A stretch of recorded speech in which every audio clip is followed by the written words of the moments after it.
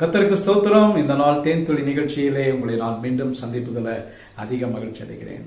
ஆண்டவராகிய இயேசு கிறிஸ்துவின் பிறப்பை குறித்து நாம் இவ்வளவு நாட்களாக பார்த்து கொண்டு வந்தோம். இந்த நாளில் கூட ஆண்டவராகிய இயேசு கிறிஸ்து பிறந்து விட்டார்.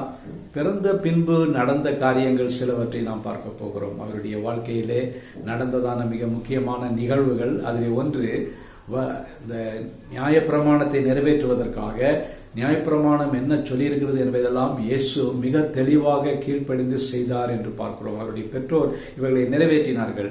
இயேசு கிறிஸ்து பிறந்த பின்பு 8ஆம் நாளிலே அந்த நியாயப்பிரமாணத்தின்படி வசனம் என்ன சொல்லுகிறதுனா, மோசேயின் நியாயப்பிரமாணத்தின்படியே அவர்களுக்கு சுத்திகரிப்பின் நாட்கள் நிறைவேறிப்பது முதற் பேரான எந்த ஆண் பெண்ணையும் கர்த்தருக்கு பரிசுத்தமானது எனப்படும் என்று கர்த்தருடைய நியாயப்பிரமாணத்தினால் எழுதியிருக்கிறபடி அவரை கர்த்தருக்கென்று ஒப்பு கொடுக்கவும், அவருடைய நியாயப்பிரமாணத்திலே சொல்லியிருக்கிறபடி ஒரு ஜோடு காட்டுப்புறையாவது 2 புறாக்களையாவது பலியாக செலுத்தவும் அவரை எருசலேமுக்கு கொண்டு போனார்கள் என்று பார்க்கிறோம்.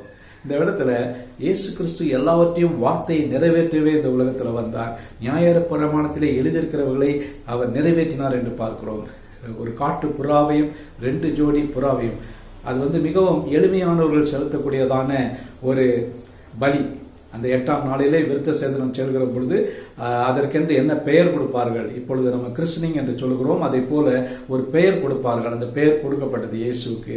இயேசு பிறப்பதற்கு முன்பாகவே யோசேவுக்கு சொப்பனத்திலே இயேசு என்கிற பெயரை கொடுத்து அவர் தம்முடைய ஜனங்களின் பாவங்களை ரட்சிப்பார், மீட்டு ரட்சிப்பார், ஜனங்களை ரட்சிப்பார் என்று அவருக்கு அந்த பெயர் கொடுக்கப்பட்டது.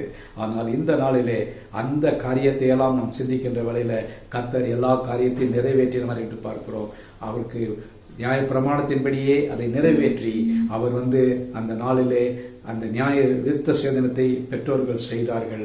அதோடு கூட அவருடைய ஆலயத்துக்கு எடுத்துக்கொண்டு சென்று அந்த இடத்துல அவரை ஆலயத்துக்கு கொண்டு போனார்கள் என்று பார்க்கிறோம். நாமும் கூட ஆலயத்துக்கு செல்ல வேண்டியவர்கள்.